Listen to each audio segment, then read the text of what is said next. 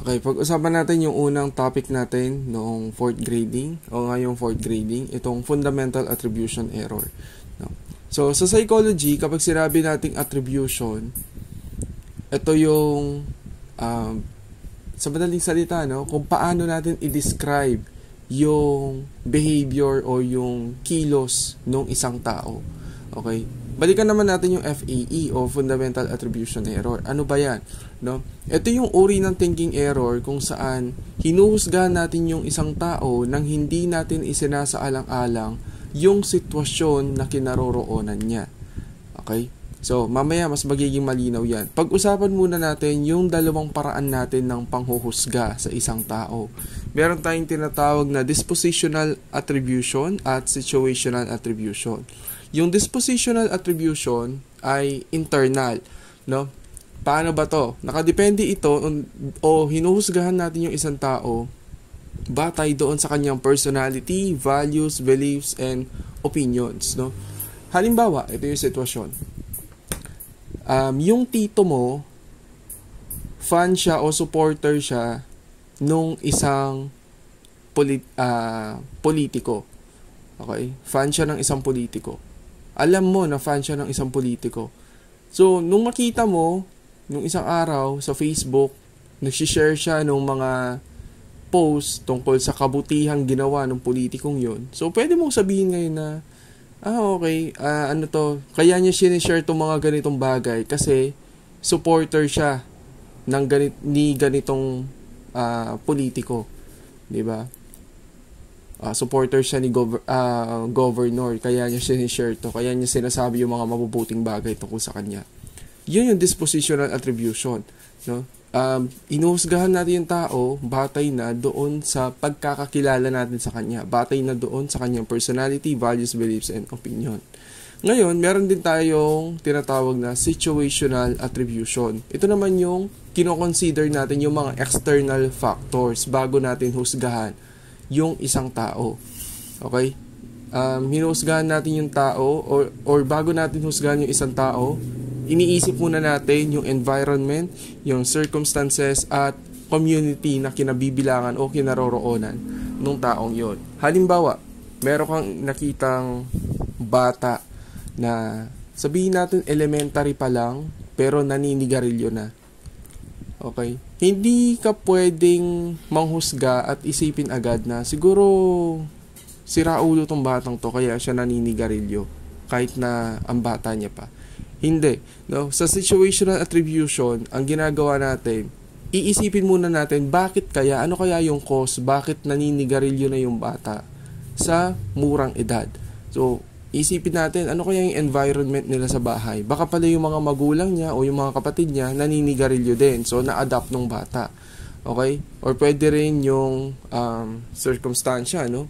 Or circumstances na pwedeng yung bata, baka problematic yung pamilya nila, hindi siya nagabayan, so pwedeng ganon.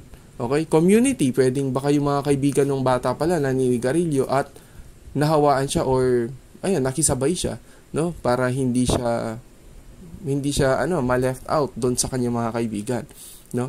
So yan yung dalawang paraan ng panghuhusga natin. Yun nga lang, madalas ang ginagawa natin panghuhusga ay itong dispositional attribution. Kahit na doon sa mga pagkakataon na kailangan ang gamitin natin ay situational attribution. Doon nangyayari yung fundamental attribution error.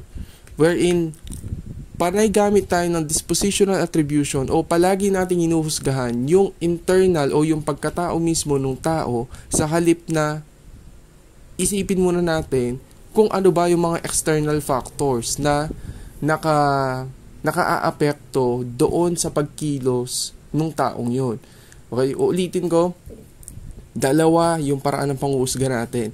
Nangyayari yung fundamental attribution error kapag yung dapat natin gamitin ay situational attribution pero ang ginagawa natin ay dispositional attribution. Madalas kasi mas madali itong gawin kaysa dito. No? Halimbawa, sa dispositional attribution, no, sinasabi, bobo si Ana kaya siya bumagsak. No? Ginudge mo yung pagkatao eh. Bobo si Ana, kaya siya bumagsak. So, ang dahilan ng pagbagsak ni Ana ay dahil sa pagiging bobo niya. Okay? May mali doon. No? FA ito. Bakit? Hindi mo inalam kung bakit bumagsak si Ana. Okay? Dapat na ginamit natin dito ay situational attribution.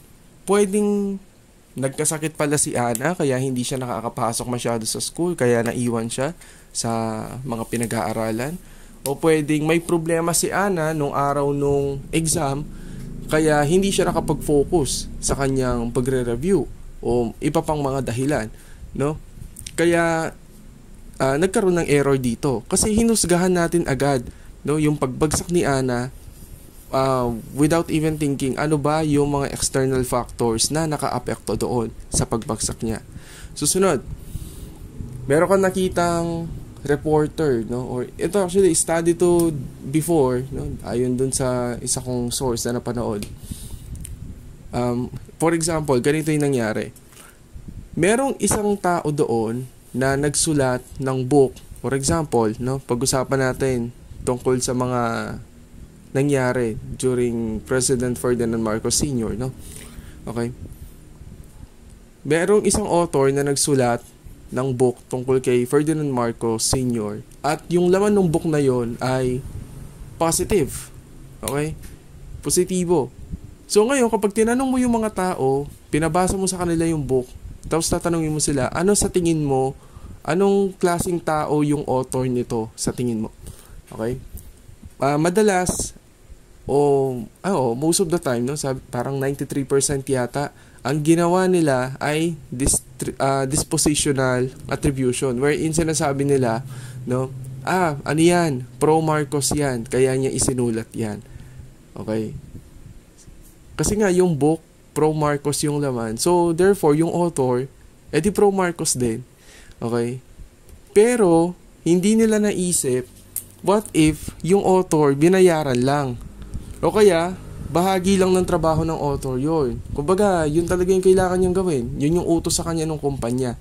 Okay? Or pwede rin baka tinakot o iba pang mga dahilan. Okay? Doon nangyayari nga yung fundamental attribution error. Nabubulagan tayo doon sa sitwasyon. Hindi natin iniisip, no? Hindi natin kino-consider yung situation. Basta husga lang tayo ng husga doon sa pagkatao ng tao. Okay? O, isa pa, yung sa kwento ni Juan Tamad. Si Juan Tamad ay, si Juan ay tamad dahil wala siyang pangarap sa buhay. Parang ganun yun eh, di ba? Parang tamad niya eh. Sobrang simple na lang yung mga gagawin, hindi niya pa magawa. No? Pero nakita natin doon sa story noon na noong magkaroon na ng motivation si Juan Tamad, ginawa niya na yung mga bagay na hindi niya naman dating ginagawa. So masasabi natin ngayon na mali ito. Okay? Hindi totoong walang pangarap sa buhay si Juan Tamad. Okay? Tamad lang siya dahil wala siyang motivation. Okay? Or siguro naghahanap siya ng positive reinforcement.